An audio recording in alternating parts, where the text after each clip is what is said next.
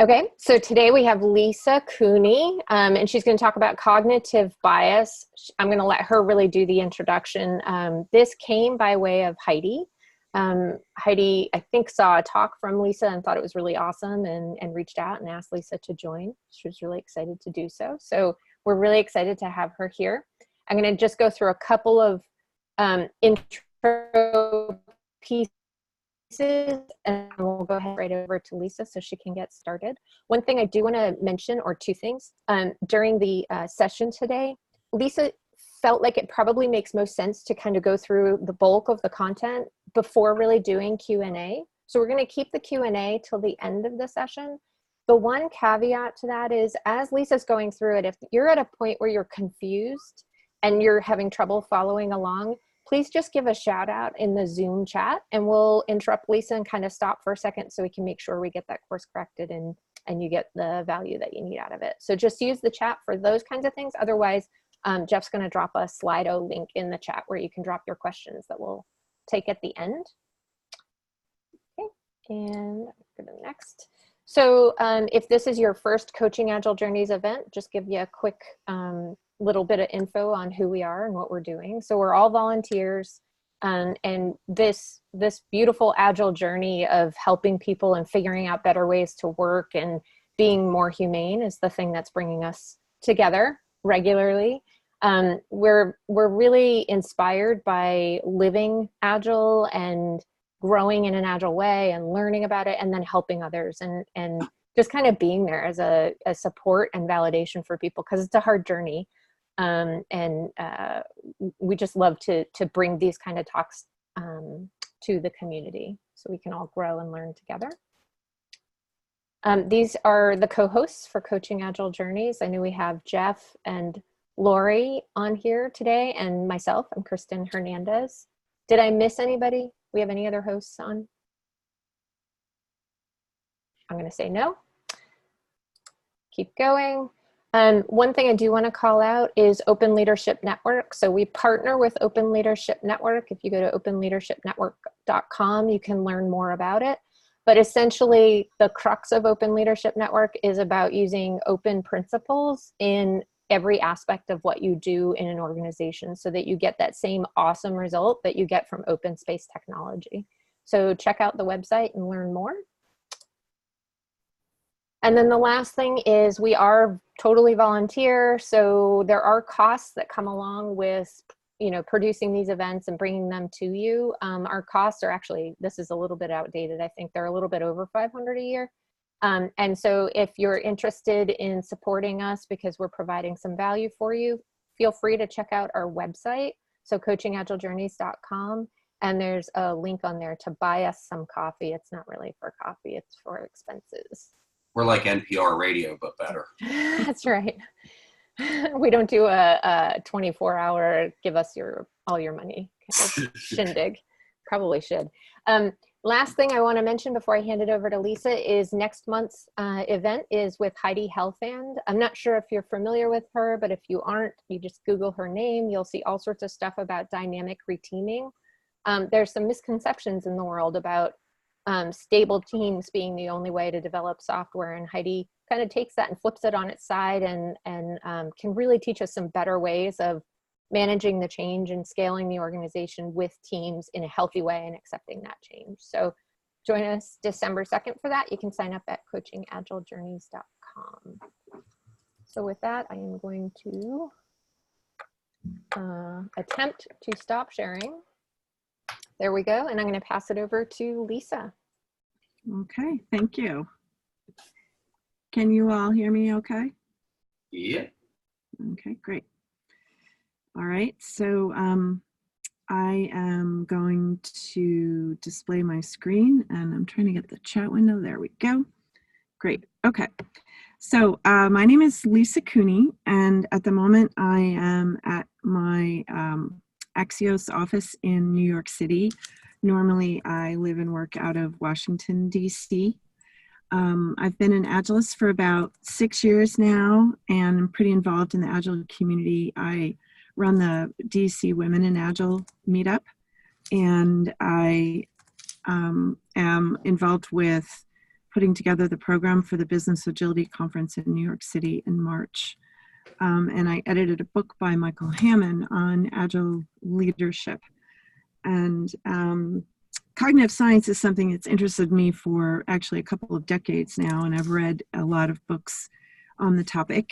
Have not studied it formally at university or anything, but I find it fascinating. And when I came into the Agile community, I asked people how much they knew about it and what they thought about it, and most folks hadn't really heard very much about it.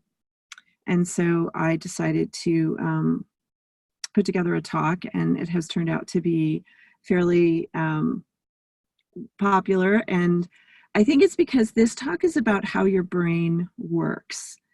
It's really about how cognitive bias influences you and the people around you, and how you can deal with it. So what we're going to do today is start with a cognitive illusion that you will experience yourself, and we'll talk a little bit about it. Mostly I'll be asking you questions, and I would ask that people respond in the chat channel, because we do have quite a few on the call. And then I will define cognitive bias, give a few more examples, and then relate this all back to Agile and how this can be useful for you if you're an Agile coach or a Scrum Master or anyone working in an Agile environment. Okay, so let me get next slide. So how many of you have seen this video? If you've seen this video, put a quick yes or something like that in the chat window. Yeah, it's been around for a while. And typically when I give this talk, quite a few people have seen it, but not everyone. So what I'm going to do is show you this video, and I would like to request that the people who have already seen it refrain from speaking or chatting in the chat window and let everyone experience it in silence without distraction.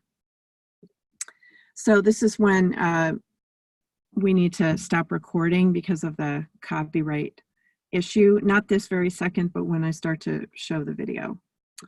So what I'm going to do is show you a video of some people playing basketball. And it's about 30 seconds long. It's not very long. And you have a task while you're watching this video. And your task is to count how many times the players wearing white shirts pass the ball between each other. And I'd like to ask you to envision two columns in your mind. And in the first column, you're tallying the number of bounce passes where the player throws the ball, it bounces on the ground, and the next player catches it. That's a bounce pass. And then a straight pass is when they just simply throw the ball to each other directly without bouncing it first. Okay? So I hope you're all ready to go. And we're going to show the video now.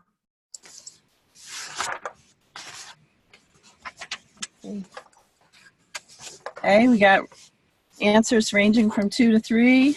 Okay. All right, so the correct answer is 2. All right, and how many straight passes did you count? 16, 25, 17, 10, 8, 16, 18. Yeah, you're all really pretty close. I think one person said 17. The actual number is 17. Okay, how many of you saw something unexpected in this video? And if you did, what was it?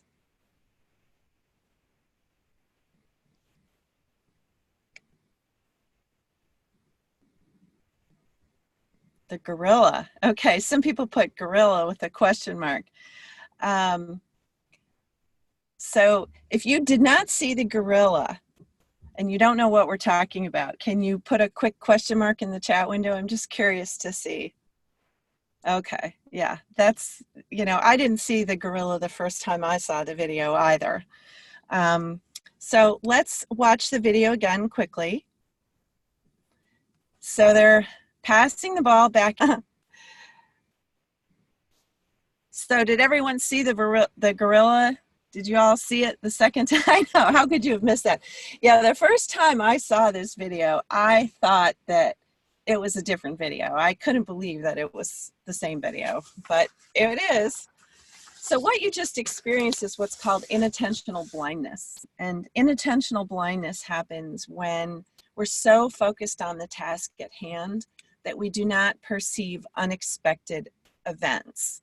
And the research on this topic has had a really big influence on things like the laws around cell phone use while driving, and also eyewitness testimony in court cases. We've always known that sometimes witnesses can be inaccurate, but now we know a lot more about just how far off they can be. And everyone experiences this, and it's really not that easy to stop yourself from experiencing it, but you can at least be aware that it happens from time to time. Okay, now this is a little bit of a shorter video. This one's about 20 seconds long. Is there anyone in the audience who's seen this video before? Okay, a few people. All right, so in this video, again, you have a similar task, which is to focus your attention on the players wearing white shirts and count how many times they pass the basketball back and forth to each other. And some will be bounce passes, so count those separately, and then some will be straight passes. And at the end of showing this video, I'll ask you how many you counted. All right, hopefully you're all ready. We're gonna go. Ready, set, count. So how many bounce passes did you get? Okay, I see ranges 5, 7, 6. I see a 6, a 7. So the answer is, the actual answer is 6. There were 6 bounce passes. Now, how many of you, how many straight passes did you count? 9, 8, 20, 7, 6. Okay, so the actual number of straight passes is 10. And this time, again, as in the last video, there was also a gorilla. And I'm curious, sometimes there are people who don't see the gorilla even in the second video because they're really focused on the task at hand. Was there anybody who, yeah, okay, you didn't see it? I will tell you that when I watched this video extremely slowly in order to count the number of bounce passes and straight passes to make sure I got it right, I didn't see the gorilla, even though I knew it was there. So I'm going to show you again, and I'd like, oh, before I do that, did anybody else see anything unusual or unexpected besides the gorilla in this video? Ah, some of you noticed the curtains changed color, right? Anything else?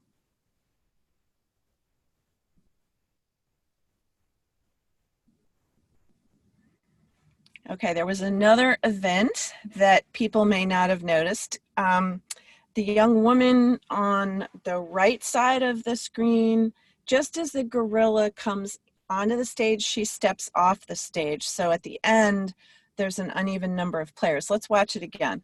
Okay, so the reason I show this second video is to demonstrate that even though you've just experienced inattentional blindness when you watched the first video, and I explained a little bit about it, and we watched the second video, you still experienced inattentional blindness. And it's a very, very powerful effect. Knowing about it doesn't really stop us from having it. We may have, some of us may have perceived the gorilla in the second video, but that's largely because we were kind of expecting the gorilla this time around because we'd seen it in the last one, but we may not have been thinking about things like the color of the curtains. And so when you have a cognitive bias, whoops, I meant to go to the next screen here. It's something that happens kind of automatically. It's sort of like hardwiring in your brain. It's kind of a instantaneous experience that happens at a very deep level of our psyche. And it's not necessarily something we can control. And it's not always available to our conscious understanding. So I just want to make sure I am clear on the definition of a cognitive bias. A cognitive bias is not the same thing as unconscious bias. In the general term, when we say unconscious bias, we're talking about something that has a social aspect, like we're talking about ways that we might have bias against a group of people. There's also sort of a moral component to the word bias itself that implies that the person who has it is doing something wrong. And a cognitive bias is different in that it's not good or bad, it's not right or wrong, it's not a negative thing that a person has this type of bias. It's actually a very natural part of the way our brains are hardwired. And in Agile, we actually have a lot of techniques that can help us overcome cognitive biases.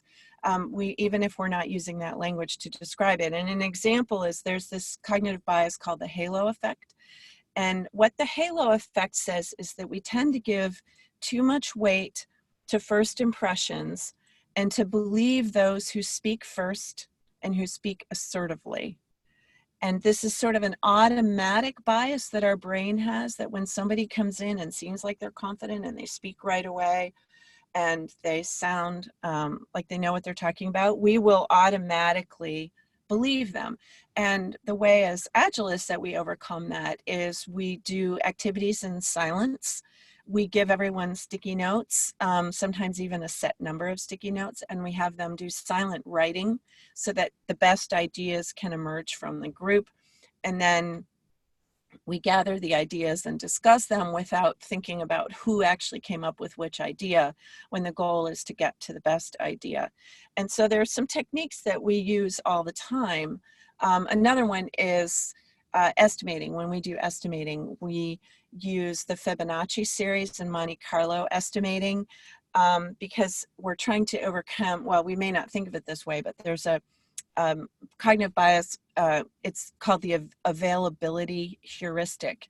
And what this says is that the more readily examples come to mind, the more we think that they stand in for generalities.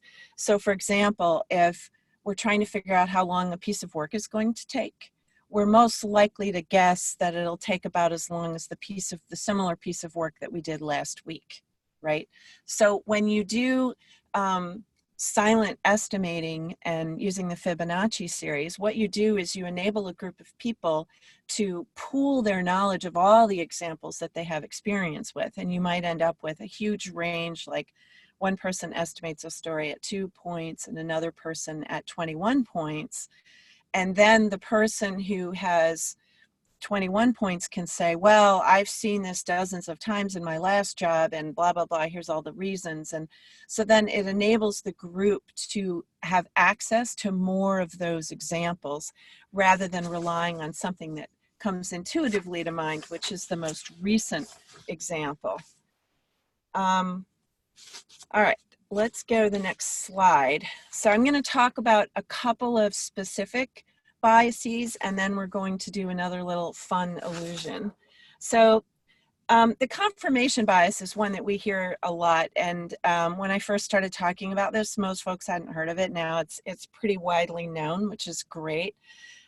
What we do when we're experiencing this particular bias is we believe information and evidence that confirms our existing beliefs, and we reject and ignore and discount information that contradicts our existing beliefs. So what we're doing in the research on cognitive bias, and why I encourage you to read the books that were on the screen a little earlier, is that this tendency, remember what I said before about how you can't really control these and they're kind of automatic ways that our brains work because of hardwiring. We're all going to be subject to the confirmation bias, and I catch myself in it many times a day, actually. And what we need to do is recognize when it's happening especially as Agilists when we're responsible for a group of people and helping them come to the right conclusions about what's going on, is to be aware when the confirmation bias is coming into play and then take deliberate steps to deal with it. So I had this book up before, so I won't talk too much about this, but if there's one book you read on this topic, it would be Thinking Fast and Slow by Daniel Kahneman. It's pretty dense. It has a lot of examples. It summarizes about 30 years of his research on these topics. He actually won a Nobel Prize in economics, interestingly, because he did a lot of research on how people make financial decisions that upended some standard economic theory. This is the type of book where you can read a chapter and then put it down and think about it for a while and then come back to it a week later and read another chapter. I encourage you to keep going and get all the way through it. It's an extremely rewarding book. There's another one I love by Amy Herman. This one's not as well known, but she's an art historian and a lawyer. And she would give talks at galleries describing artwork and how to examine them in depth. And one day there was a sheriff in her audience, and he was so impressed by her visual interpretation abilities that he asked her to come work with all of his officers and teach them how to analyze a crime scene when they get there. And he brought her in, and it was so successful that she got picked up by a number of law enforcement agencies across the country, and then eventually the FBI and the CIA. And then she got picked up by the business community because there's always environments where, I'm sure this has happened to you, where you walk into a room for a meeting and you just get this sixth sense, like, oh, something's happened. And, you know, you can sort of read the body language, read the facial expression, and you need to come to a very quick conclusion about what's going on. And the kinds of techniques that Amy discusses in her book about how to do that visual analysis are really, really helpful. Okay, so now I'm going to talk about a couple more biases, and then we're going to do another illusion. So, the illusion of understanding has to do with human beings' tendency to tell ourselves stories and make sense of the world by creating a narrative. And we have this unbelievably strong tendency to believe the narrative that we've created for ourselves. And it's very difficult to give that up. And so what happens is that when we get this information, we think, or our brain, not necessarily consciously, but our brain thinks that we have all the information that we need, and we create a story that makes sense to us based on that information. And so the quality of the story that we tell ourselves really influences how much and how strongly we believe in our story. Now, hindsight bias is interesting. This happens when we think that because we can see cause and effect in the past, we can predict the future. So when we look back in hindsight, things seem to follow in a linear fashion, you know, cause and effect, this thing happened, it influenced this thing, and then that thing happened. But actually, in reality, there's a lot of things that could have gone differently, and there's no way for us to know how things might have turned out differently if those subtle things had gone differently. And so what we do is we have this comforting illusion that what happened in the past is likely to happen again in the future. But what we don't realize is that when we look back to make sense of the past, we're ignoring information that's unavailable to us, which is all the ways that things could have been different if things had gone differently in the past. So looking ahead into the future, since we have so much unknown information, it's very difficult to predict what's going to happen. And if you think about this from an evolutionary psychology point of view, I mean, for however many hundreds of thousands of years we were living on the plains, and almost nothing changed in our environment. And when something did change, it usually was like life-threatening, like, you know, a lion coming in, or, you know, we could go hundreds of years without seeing other human beings. And if we did see them, it meant they were probably either going to try to kill us or at least eat our food so that we would starve. And so we became highly attuned to anything that changes in our environment, and to make very quick assumptions and make decisions at a split second automatically. And that was a survival technique that worked really well for us. The problem is that today in modern life, they estimate that a human being in modern society is exposed to more new information in a single day than our ancestors used to have to process and deal with in their entire lifetimes. So we have a constant flood of brand new information and changing information. And our brains didn't adapt in an environment that could handle that. And so we have these sort of automatic cognitive biases and reactions that are very natural and very human, and there's nothing really wrong or bad about them, but they're just not really adapted to the fast pace that we live in today. So I'm going to talk a little bit about shared sense making, just to explain a little bit more my perception of what happens to us. So something's going on out there, and we start telling ourselves a story. And the story isn't just about what's happening out there. It's also based on my past experiences, my beliefs and opinions, my prior knowledge, and any cognitive bias that I may be subject to at that moment. And then if you come along and you have another person who is experiencing the world, and this person is telling themselves a story, and they're bringing in all of their past experiences and their biases.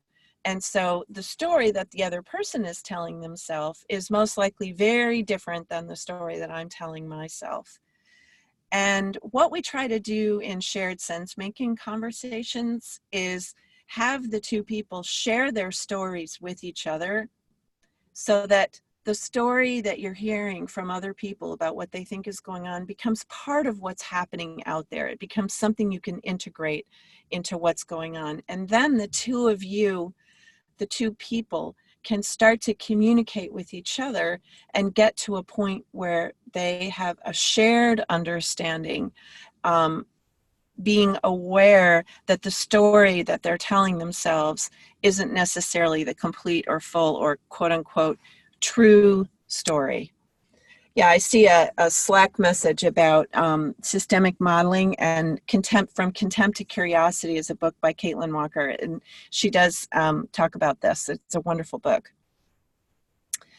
So what we need to keep in mind is that the illusion of understanding at its core is about that our knowledge is always partial, and we can never really have a corner on the truth. And we think we understand the past, but we don't understand all the things that we don't know, because our brain can't process information that's not available to it. And we don't, of course, no one can know how things might have been turned out differently if things had been differently in the past. And so the future is actually a lot harder to predict. And so then that brings up the question, so what do we do about it? And Amy Herman offers a really nice idea in her book about visual perception, where she said, start by looking first, essentially gathering information, just get data on what's going on. Then consult with other pre-existing information and also other opinions from other people. And then go back and look again. And this way you can start to get a clearer picture of what's happening. And one way of thinking about this is, when you're a human being and you're looking out at the world, you have a limited perspective. Like, you can't see what's behind you. Only the people standing in front of you who are looking at you can also look past you and see what's behind you, and they can tell you that. And similarly, you can share with them the things that you perceive that they don't see. And so getting everybody together and being aware and accepting of the idea that the story that we're telling ourselves is just that. It's a version, it's a story. It could be close to accurate, but it also could be wildly off. And that the best way to get a serious picture of what's really going on is to consult with lots of other people who can reflect back to us their knowledge, their perceptions, and their way of looking at things so that we can get to a bigger, more accurate picture of what's really going on.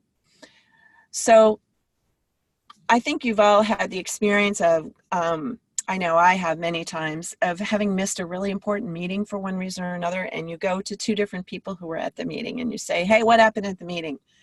And each one of them tells you a different story about what happened at the meeting.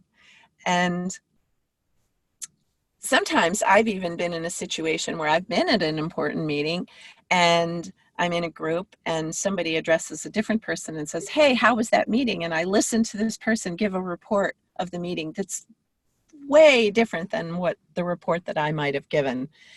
And so what we need to do when we're trying to figure out what's going on, especially in work in high stakes situations, is to just be aware that we all have these subjective filters, right? And it's not a bad thing. It's not a wrong thing. It's not incorrect. It's just human. It's natural. We all see things differently. And when it's important, when it's high stakes, we need to come together with humility about our own personal perspective and openness to the perspective of others so that we can get to a more accurate picture of what's really happening. Okay, now we're going to do another fun illusion. So what I'm going to do is show you this image and ask, it's a photograph, okay? So it's a photograph of a real thing, or yeah, it's a photograph. So what do you see when you look at this picture? And you can just type your answers in the group chat window and I'll just call them out. So as you look at this image, what do you see?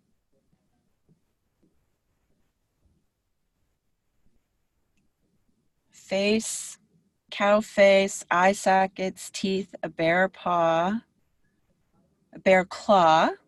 Okay, anybody else? A skull?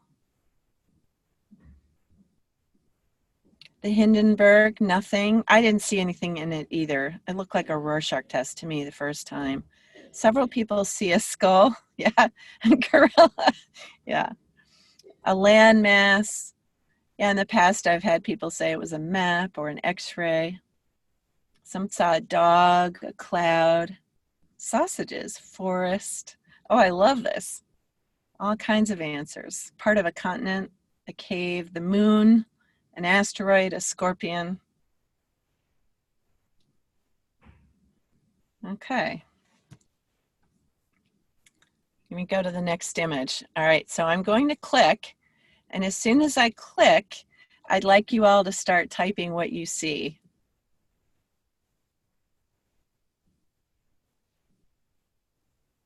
Okay, now you can see the cow. Everyone can see the cow. Still see the sausages, yeah. Yeah. So here's the ear, and here's the cow's mouth here. Here's the eyes on either side and the back. Yeah. So this is called Rorschach's cow. And, oh, I'm sorry, not Rorschach. I just saw that on the list and said the wrong thing. Renshaw. Renshaw's cow. And this guy named Renshaw took this photograph. It is actually a real photograph, albeit very grainy. And he went around and the world actually and showed it to lots and lots of different people. And very, very few of them could see the cow at the beginning. Most people, like a similar way that you all did, saw all kinds of different things. And what he uncovered that I found kind of amusing was that children typically can see the cow right away.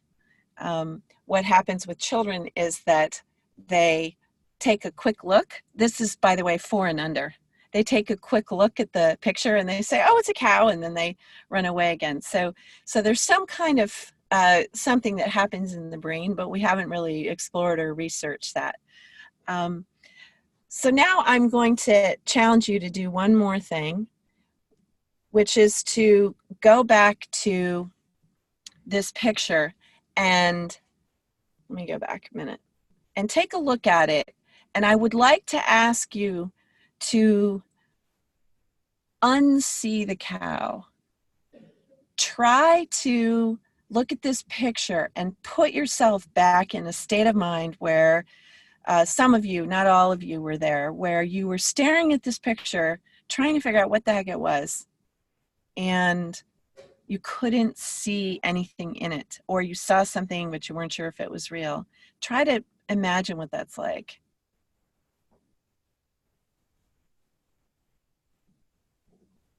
Yeah, some of you said you can't undo it. Typically when I have given this talk in person, people kind of look at me with these sort of puzzled looks and they sort of tilt their head like trying to remember.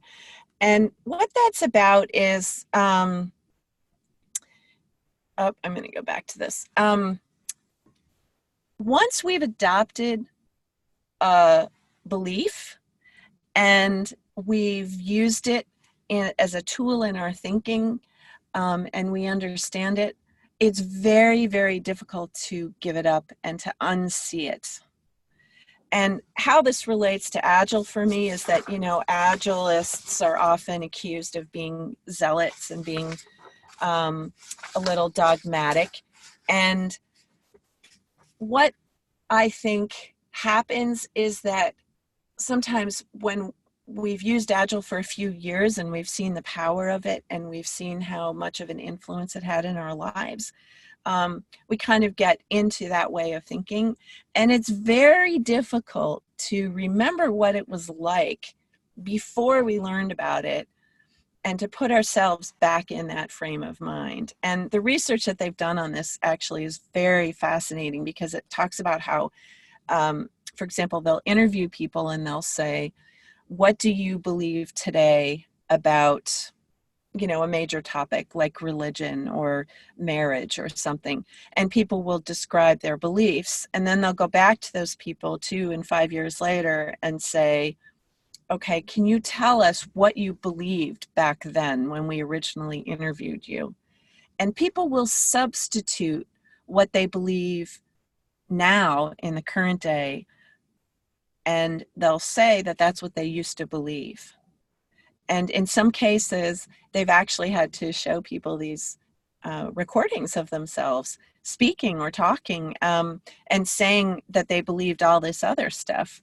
And it's really interesting because what we do is it's very difficult for any of us to let go of the belief that we have adopted.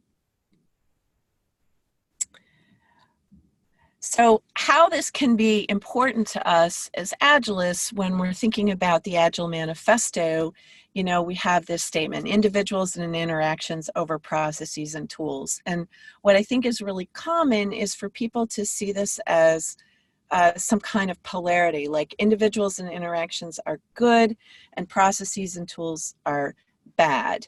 And these things are right and these things are wrong.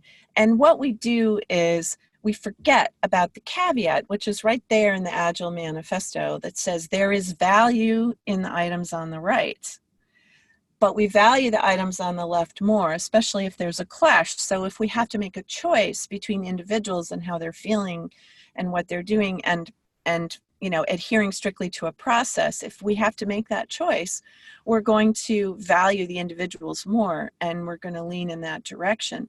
But that doesn't mean we should have no process, right? And we're going to value interactions between people more than we're going to value the tools that we use.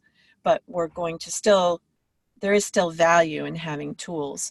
And so if you combine this common misunderstanding or misapplication of the Agile Manifesto with the tendency to have confirmation bias and to adhere strongly to our beliefs, then you've really got a potentially difficult scenario where people are valuing something that they think is the correct interpretation of the theory, and they're adhering to it very strongly because of confirmation bias, but they're actually not able to see that they have this theory-induced blindness, and they have a misunderstanding of the theory, right? So what I would invite you to do is to really think about paying close attention to the things that you pay attention to. Think about what assumptions you're making and try to uncover those, so that when you have conversations with the people that you work with and the people on your teams and in your environment, you can start to get a little bit closer to a larger picture, and that you can learn to adhere less strongly to the things that you think are absolutes. And so I'd like to close by saying a few things. Even though we know about this cognitive bias, and by the way, I encourage you very strongly to go look it up, Google all these things,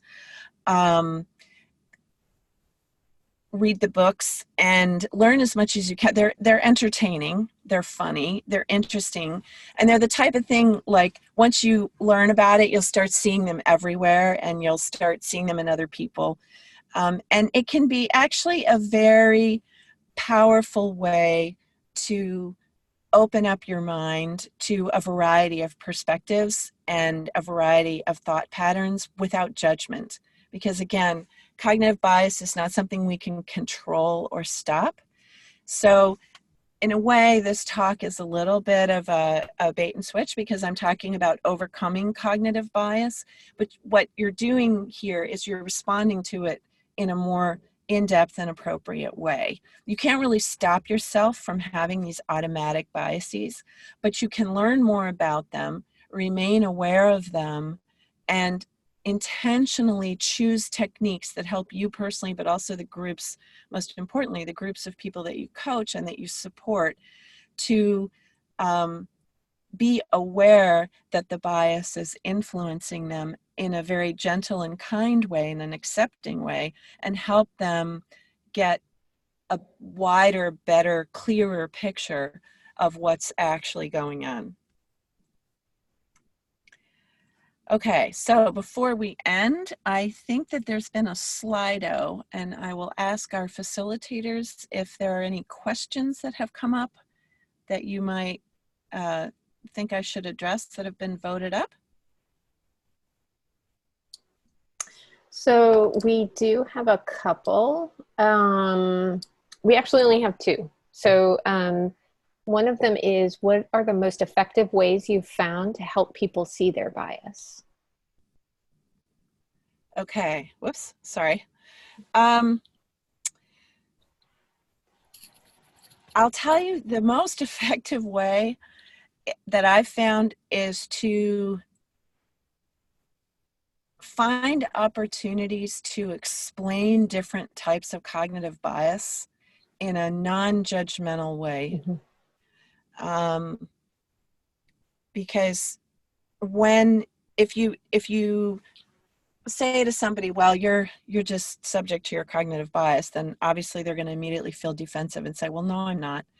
Mainly because most people confuse the phrase cognitive bias with the negative connotations of bias as a word by itself, mm-hmm. but also unconscious bias. Mm-hmm. A lot of people have gone to trainings on that, how to overcome it, what to do about it. And there's this sense that, I just shouldn't have it, right? So as soon as you start using a word like bias, you can inadvertently trigger defensiveness in other people. Mm-hmm. So what I do is, if I think there's a certain type of bias that's going on in a particular group, I try to talk about it using everyday language without even sometimes even saying the phrase cognitive bias, but instead to talk about like, hey, what's going on here? Maybe we need to think about something differently. Using the story language has been really helpful for me, because I find that when I'm caught up in a complex scenario and people are upset and people are arguing about what to do, when I use the language, the story I'm telling myself is X, Y, Z, then I find that there's sort of implied that that I'm aware that the story I'm telling myself may or may not be the accurate story or the best story or the complete story. It's just a version that I'm telling myself. And that alone can encourage others to think about the stories that they're telling themselves and share those with the group.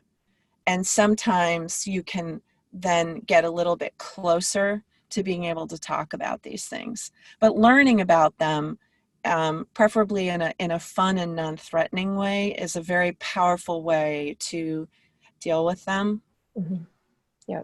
I don't remember where I read it, but there was somewhere that I read to, when you catch yourself doing it, to make so like if you're telling yourself, you know, somebody's got negative intentions and that's why they're doing something, to actually give yourself 5 legitimate reasons why somebody might actually be doing something, like kind of list them in your head to switch off that narrative. Yeah. Pretty interesting. Yeah. Yeah. I heard a technique similar to that on a podcast about bias. And I apologize because right now I'm drawing a blank on the name of the person I was listening to at that moment. But the suggestion was that when you find yourself having an automatic thought, just to be aware that maybe you're not correct in your conclusion, and take a step back and intentionally ask yourself the question, what would have to be true in order for my conclusion to be true? Mm-hmm. And do I have enough information? And then also ask yourself, what would have to be true to disprove what I believe right now? Mm-hmm. And is it possible that those other things are true? And essentially what you're doing is, you know, Kahneman talks about system 2 and system 1. System 1's our automatic response, and system 2 is our thinking intentional response. And you're using system 2 to get involved in controlling, or not so much controlling, but adjusting for what system 1, your sort of knee-jerk intuitive response is. Cool.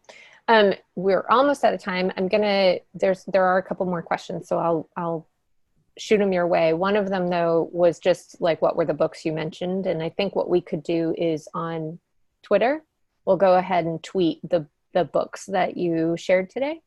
Okay. And that way, so whoever posted that question or anybody else who's interested in the books, just go check us out on Twitter and we'll drop those in there. So then the last question maybe we'll take is, seems like overlap with emotional intelligence skills, pausing long enough to be aware. Mm-hmm. Not really a question, comment. Did you want to add anything to that? Yeah, I think there are a lot of Venn diagrams in this kind of conversation. Like, I was talking with my daughter who's in college and about my talk and how it went. And she said, "What is your talk about?" And I told her a little bit, and she said, "Yeah, that's we learned that at school. That's nonviolent communication. That's what that is, Mom." And I think she's right. Probably. Right? Yeah. And yeah, because these ideas are not unique to the realm of psychology. You know, people are talking about them in a variety of settings. Yeah. Cool. So I think we'll go ahead and wrap up. We have just a minute left. So I did want to just remind everybody, next month, December 2nd, we have Heidi Helfand coming to talk about dynamic reteaming. It's a longer title, so I should probably give it its due. The title is 5 Ways to Get Better at Reteaming When Scaling Your Company. So join us. You can sign up on coachingagilejourneys.com. We'll tweet out the titles of the books that Lisa shared today. And Lisa, we wanted to thank you very, very much for coming and bringing such an awesome and important topic to our group. Oh, you're welcome. And I do very much apologize for the technical problems. Not at all. No worries. And I appreciate your patience. You handled it like a champ. Awesome. Yeah, it was awesome. All right. Thank you very much. Everybody have a great day. Thanks, Take care. everyone. Thanks, Lisa. Bye-bye.